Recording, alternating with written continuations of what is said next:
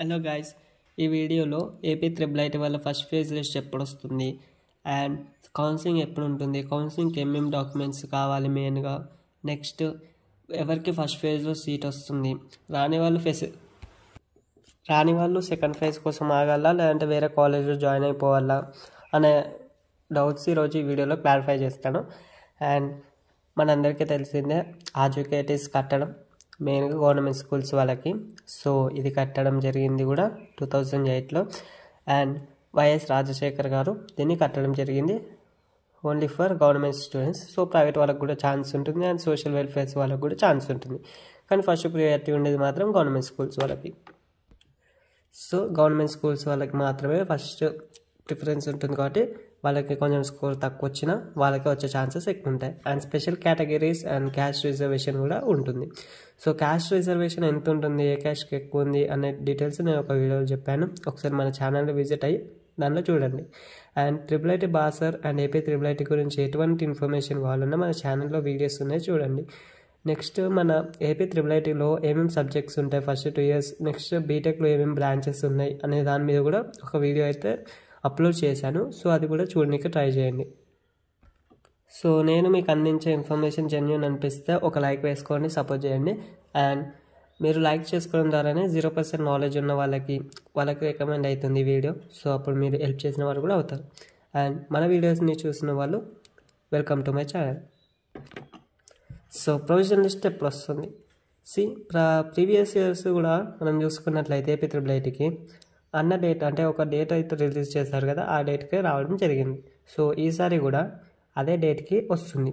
So మరి ఈసారి మనకి చెప్పిన డేట్ ఏంటంటే 11th July, అంటే ఇంకా 2 days ఉంది.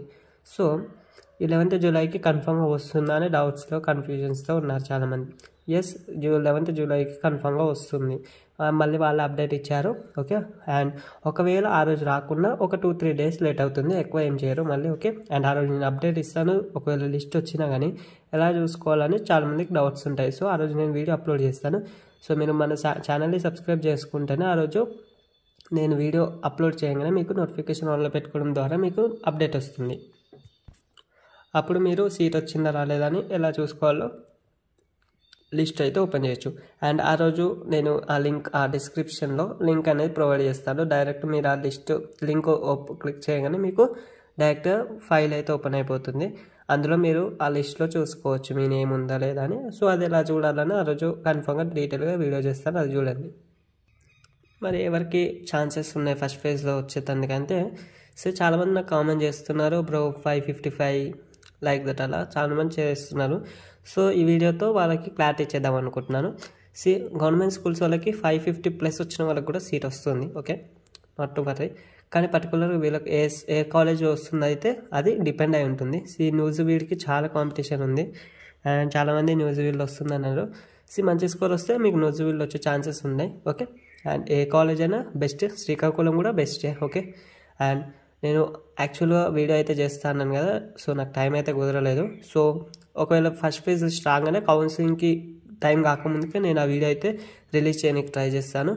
సో ఒకవేళ చూడండి మీకు కూడా కాలేజ్ నచ్చిందా లేదా అని, ఎందుకంటే కౌన్సిలింగ్కి వెళ్ళకముందే మీరు వీడియో చూస్తే మీకు కూడా బెటర్ కదా.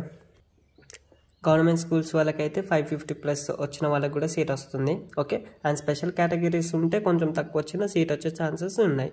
అండ్ ప్రైవేట్ వాళ్ళకి చాలా తక్కువ ఛాన్సెస్ ఉంటాయి, కానీ ఎవరికి వస్తుందంటే మ్యాక్సిమం హైయెస్ట్ స్కోర్ వచ్చిన వాళ్ళకైతే సీట్ అయితే వస్తుంది. ఓకే, అండ్ మీ ఏరియాలో కూడా కాంపిటీషన్ తక్కువ ఉంటే మీకు కన్ఫర్మ్గా వచ్చే ఛాన్సెస్ ఉంటాయి లేటర్గా. నెక్స్ట్ చాలామంది కామెంట్ చేస్తున్నారు, బ్రో సోషల్ వెల్ఫేర్స్ నుంచి. సో సోషల్ వెల్ఫేర్స్కి నేను చెప్పేది ఒకటే, మీరు 10th వరకు గవర్నమెంట్ ఫెసిలిటీస్ని వాడుకున్నారు. సో మీకైతే సెకండ్ ప్రియారిటీ ఉంటుంది కాబట్టి మీకు కూడా సేమ్ ప్రైవేట్ వాళ్ళ లెక్కనే మీకు హైయెస్ట్ స్కోర్ అయితే వచ్చి ఉండాలి. సో తక్కువ స్కోర్ వచ్చి ఉంటేనైతే మీకు సీట్ రావడం చాలా కష్టం. ఓకే, అండ్ ఇది సీట్ వచ్చేది. అండ్ గవర్నమెంట్ స్కూల్స్ వాళ్ళకి 550+ వస్తే ఏం కాదు, ఓకేనా, వస్తుంది సీట్. అండ్ కౌన్సిలింగ్స్కి ఒక్కొక్క క్యాంపస్కి 2 or 3 days అలా వేరే ఉన్నాయి. సో టోటల్గా చెప్పాలంటే 22 నుంచి 26th ఆ డేట్కి టోటల్గా కౌన్సిలింగ్ అయితే అయిపోతుంది. అండ్ లేటర్ ఆన్గా మీకు కాలేజ్ అయితే రీఓపెన్ అవుతుంది. అండ్ మీ కౌన్సిలింగ్ ప్రాసెస్ ఎలా ఉంటుంది, సో మాకు కొంచెం కూడా ఐడియా లేదు అనే డౌట్స్ ఉంటే మన ఛానల్లో కౌన్సిలింగ్ ప్రాసెస్ ఎలా ఉంటుందనే వీడియో అప్లోడ్ చేశాను. సో అది చూస్తే మీకు యాక్చువల్గా పోయినప్పటి నుంచి ఏం చేస్తారు అనేది కూడా తెలుసుకోవచ్చు. అండ్ కౌన్సిలింగ్లో అయితే కొన్ని మిస్టేక్స్ అయితే చేయకూడదు. ఆ మిస్టేక్స్ చేస్తే సీట్ క్యాన్సిల్ అవ్వడం కానీ మీ మీద బ్యాడ్ ఇంప్రెషన్ పడడం కానీ జరుగుతుంది. సో ఆ ఇంప్రెషన్స్ ఏంటివి అనేవి ఆ వీడియో కూడా ఒకటి చేశాను, చూడండి. అండ్ ఆ వీడియోస్ చూడడం ద్వారా మీకు కొంచెమైనా అక్కడ బిహేవ్ చేస్తారు, మంచిగా ఉంటారని అనుకుంటున్నాను.